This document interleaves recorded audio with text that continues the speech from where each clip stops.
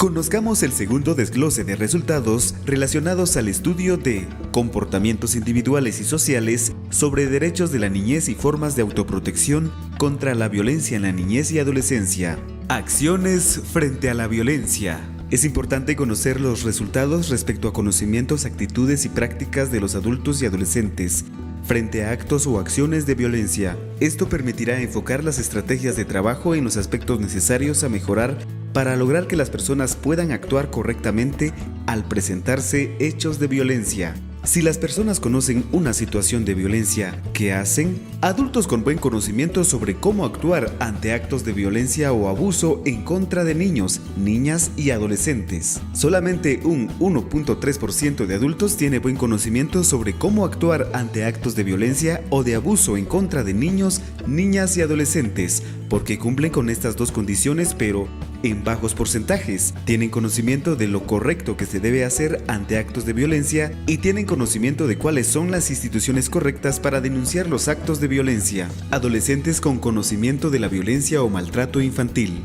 Apenas un 16.8% de adolescentes poseen conocimiento de la violencia o maltrato infantil, porque cumplen con dos criterios en porcentajes altos y bajos a la vez. Afirman haber escuchado alguna vez sobre violencia o maltrato infantil. Mencionaron al menos 3 formas de violencia o maltrato infantil: física, emocional, psicológica, sexual y otros. Adultos con opinión correcta con respecto a qué hacer en caso de violencia.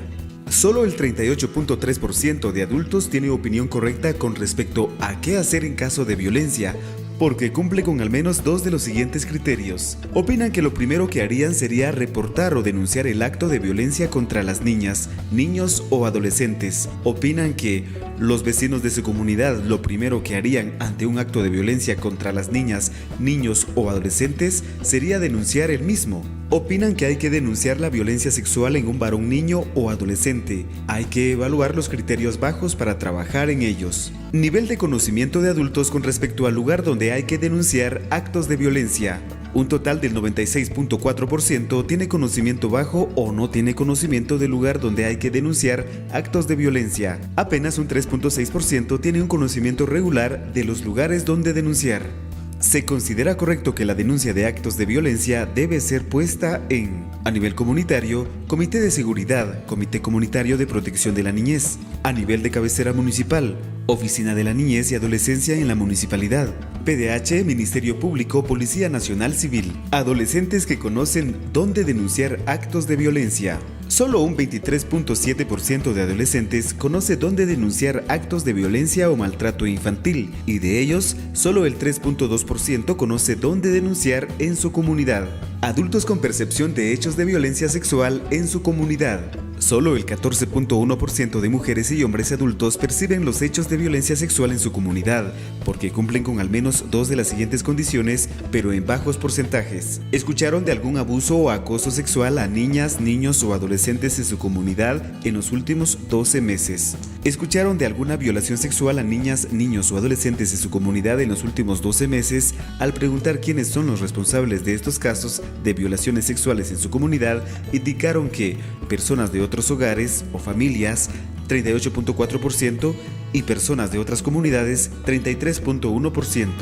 Lo que nos dice el Censo de Población del Instituto Nacional de Estadística del año 2018. Guatemala tiene una población joven. Casi el 50% de la población se encuentra comprendido entre los 0 y 18 años. Este dato es importante para poder hacer la prospectiva. Pero no podemos hacer la prospectiva de cómo erradicar la violencia contra la niñez y la adolescencia sin conocer lo que pasa actualmente. Hoy nosotros vemos un presupuesto de ingresos y egresos del Estado sin un enfoque de derechos de la niñez. Las acciones programáticas de casi todos los ministerios y de las secretarías tampoco tenemos un enfoque de niñez.